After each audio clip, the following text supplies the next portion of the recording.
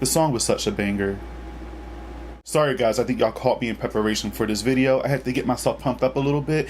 And if you're asking why that song, then find out later in this video why I'm playing this song. Let's get into it. I like it spooky.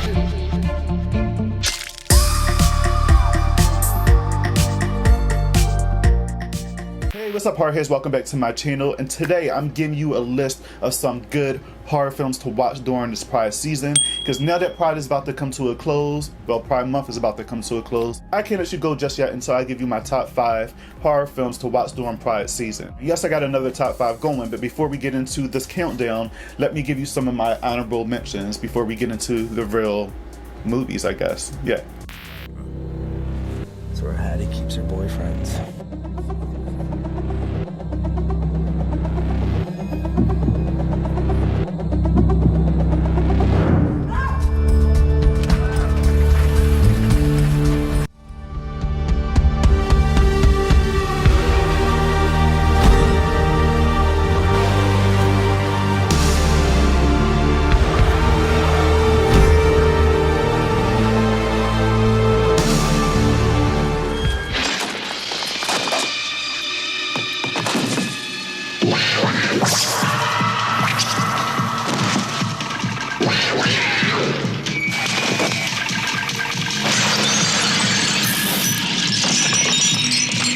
Sadly, those movies didn't make it to my top 5, but those are movies that you still should go ahead and watch because it definitely has some queer, iconic gay characters in there that I think you guys should all experience at least once. So yeah, check those movies out. So number 5, we have High Tension.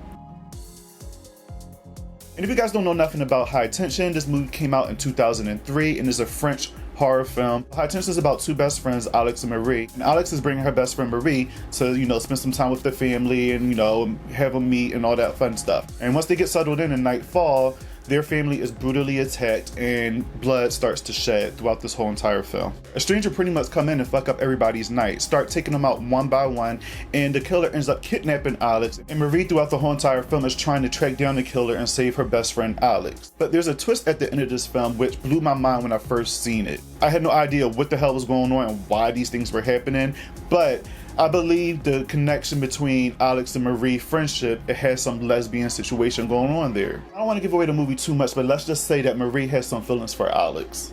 And that's all I'm gonna say. So check out High Tension. All right guys, so for this next one, don't crucify me. But number 4 is The Babadook.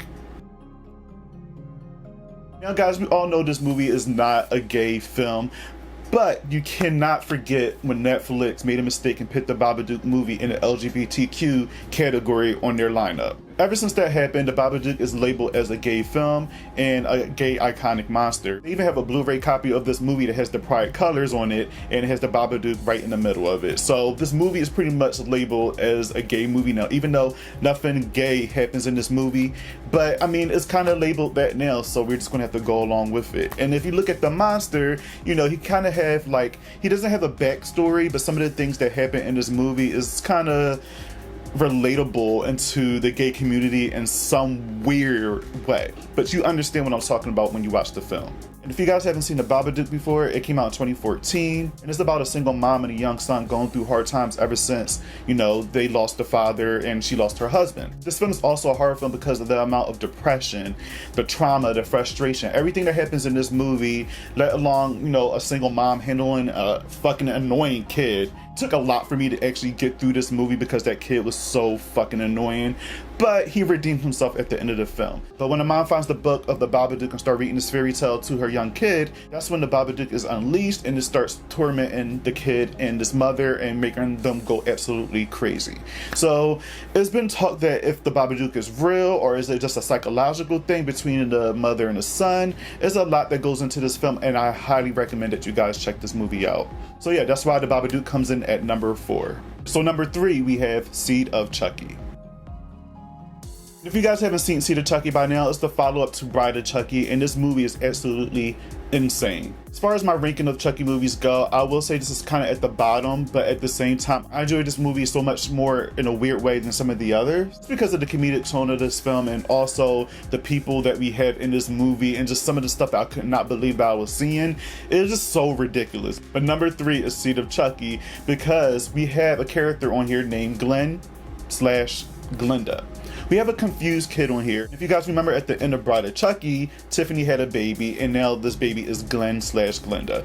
Glenn is going through an identity crisis in this whole movie. He doesn't know who he is or who she is. He doesn't know anything about himself. So he's trying to find his parents, and his parents is all the way in Hollywood and LA. Throughout the whole movie, Glenn is having trouble finding his way in life. He's trying to find out if he's a killer or not, like his family, or he's a peacemaker and he loves birds and flowers and trees and all that types of stuff. But then come to find out, he has the sudden switch. And we got one specific moment in this film where Jennifer Tilly's character is tied up in the bed, and then we have her assistant come in to look for her. And her assistant is played by no other than Hannah Spirit from S Club 7. That's why I was playing S Club Party, because it was such a surprise to see Hannah from S Club 7, a British pop group, in a horror film. It was so random and weird, but I was loving it. And if you guys don't remember S Club 7, maybe this will help remind you.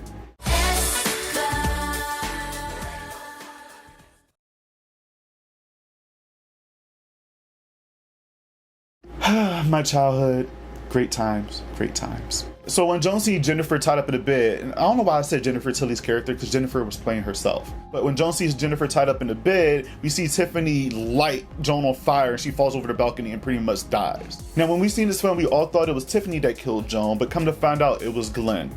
Glenn had found his calling. He is now called Glenda. That's what he wants to be called. Glenda is a killer. Glenda is his other side. Glenda wants to be a murderer like her parents, and she just can't help who she is. I also think that Glenn/Glenda is bipolar, because when Tiffany slaps him, he kind of goes back to the Glenn version of himself. So I don't know if it's just like a switch and something just triggers in him and he turns to Glenn then Glenda. I don't know. But yes guys, that's why I see that Chucky made it onto my list, because Glenn/Glenda is a part of the LGBTQ community and we have to welcome her or him or her. I think he's still figuring it out, with open arms. So yes, Seed of Chucky comes in at number 3. So number 2, we have Midnight Kiss. I'm sure a lot of you guys don't know nothing about Midnight Kiss, but it's a part of the Into the Dark series on Hulu. And Into the Dark comes out with a new horror film every month, either relating to a holiday or just come out with a horror movie for the sake of it. But in this movie in particular, we have a group of gay friends who have a game that they play on New Year's Eve every single year. And it turns out that they have to find and kiss somebody at the end of midnight, and they can do whatever they want with them by the end of the night. By them playing this game, they come across a wrong person, and now they're being stalked and killed and tortured and a whole bunch of other stuff. I don't know why I'm giving that movie that much credit, because a lot of that stuff didn't happen, but it's still entertaining. But I had to put this movie on this list because we don't have too many gay horror slasher films out there in the world, and this is one of the few that we got. So I said, you know what, let me just throw it on the list, and it deserves a spot at number 2 because this is pretty much all gay horror film. Pretty much all the characters in here are gay with the exception of one friend. But Midnight Kiss is a fun slasher movie, and I actually talked about this movie on my friends from the Kill the Dead podcast. Check them out if you want to know more about this movie. It's on the recent episode that just came out today, and I feel like you guys should check it out because we discussed this whole entire movie and our thoughts about it. So if you want to know my thoughts about Midnight Kiss, check out Kill the Dead podcast on all your podcast streaming platforms so you can rate my people and give them a nice comment and tell them that Bobby sent you. Thank you. So number 1, we have the movie Hellbent. Now, this is another movie I feel like most of you guys probably don't know about, but this is one of the first, if not the only gay slasher film that we had gotten in recent years. This movie came back out in 2004, and I heard about this movie before, but I never quite watched it because at that time I was still a little bit younger. I obviously watched it since then, and I had a good time watching this movie, so that's why it comes in at number 1. Similar to Midnight Kiss, this is about a group of gay friends who celebrate in their fun activities on Halloween, and they come across this murdering killing hot psychopath that's wearing a mask and he's shirtless, and all you see is his ass, which is kind of funny because when I watched this film as an adult, I actually see like a sprayed on six-pack or whatever, so I'm not too sure if they was trying to make his six-pack stand out more, but it did a horrible job, especially since we got HD now and you can see all that shit, but it was still hot, I guess. The Hellbent is another fun slasher movie that I had a good time watching. It obviously has its problems, it's kind of low budget, but at the same time we definitely see a lot of blood and we see a lot of beheading in this movie, which is interesting. The complaint with this film is that all the actors in this movie is pretty much straight.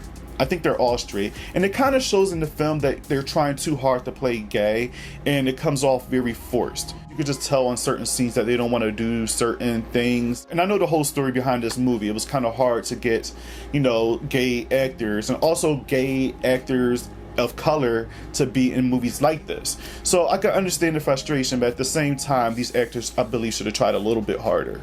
Other than that, Hellbent is a fun slasher gay horror film. It comes in at #1 because it's one of the first. I'm kind of hoping, since we have this movie to look back at, I want more horror gay slasher films to follow this movie, if not be better. Because we're in a world now where I feel like this needs to happen, this should be happening. You know what? And I'm thinking about writing my own gay slasher horror. So if you guys are into that, and if you guys want me to do something like that, let me know in the comments below, because I would love to write and direct a gay slasher. And it don't even have to be slasher, it could just be a horror movie with just gay folks in it, and it's super, super diverse. That's all I want in a horror film, with gay people in it. I would absolutely get my life. So if you guys are into that, let me know in the comments below. Alright, so that's it, guys. There goes my list of some horror films that you should be watching before Pride is over. Hopefully you check these movies out. Some of them you can find on Hulu and, you know, Amazon Prime. You might have to rent, but just Google it and I'm pretty sure you can find a lot of these movies. If you like this video, please don't forget to like, comment, and subscribe to this video and help your boy grow. And especially if you want to see more content like this, because I'm just getting started. I hope you guys enjoyed the rest of your Pride, and don't forget that Black lives still matter and always will matter. Thanks again for watching, guys. I appreciate you all. See you guys in the next video. Peace out.